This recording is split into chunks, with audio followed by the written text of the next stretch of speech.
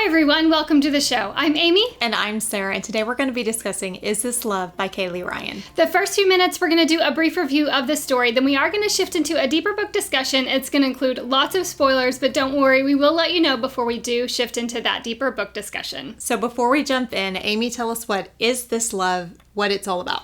When a man learns of his estranged grandmother's passing, he is presented with a large inheritance that he can only receive if he gets married within 1 year and stays married through their first anniversary.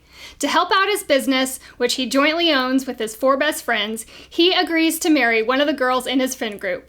This marriage of convenience story has friendship, heart-melting moments, and lots of delicious tension. Sarah, what did you think about Is This Love? Okay, I'm kind of a sucker for this trope, this marriage of convenience. I fell down this rabbit hole last year and I read probably more than I should have on it.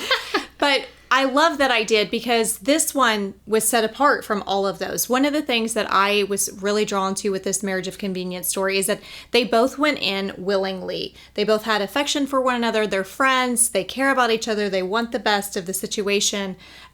There's a little bit of underlying attraction on both ends that I really liked. And a lot of times there's a push and pull with a marriage of convenience story. This one didn't feel that as much, I didn't feel like, so I was here for it. I love this one. What did you think? I absolutely agree with that. You don't find a marriage of convenience trope that has quite this spin on it where they are friendly to one another, they're not forced into this marriage together, and then it's just hostility to begin with.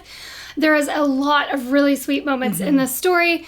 The male main character is very sweet and loving towards the female main character, which is another thing you don't typically see in a marriage of convenience. So that, I think, is the stark difference between a lot that you see out there.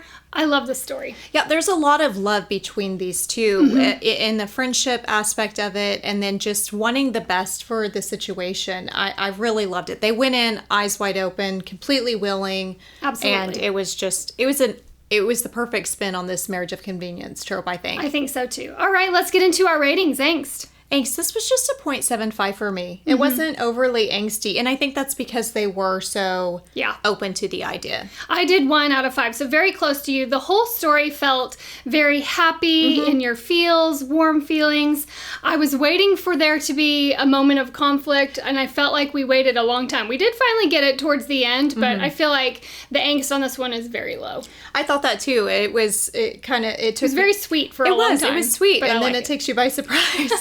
All right, humor. This was like a 1.5. I did 1. Yeah, it's not overly humorous, but there's some comedic moments, I think, throughout. Absolutely agree. Spiciness. This was a 2.75. Same. I love it when we're kind of good. Yeah, there's a lot of really good tension. The tension is fantastic. It is a slow burn. But when it finally hits, it is fire. It ignites. Ignites is great. All right, tears. 0.5. Same. It's not really sad. It is happy, a feel-good story. Yeah. Not sad at all. Overall? Overall, this was a 4.25 for me. Same. I was waiting. I was like, what is it going to be? This is a really great summer beach read. It'd make a great palate cleanser book. If you really just need something light that's going to make you feel warm and cozy, this is a really good one to pick. Yep. I agree.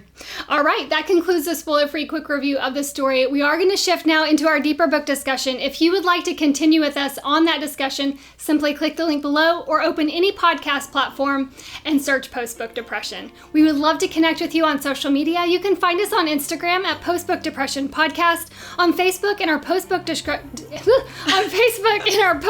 discussion. Oh my goodness, words are so hard. It's a mouthful, isn't it, Sarah? On Facebook in our Post-Book Depression discussion group. I got it. You got it. Or you can also email us at postbookdepressionpodcast@gmail.com.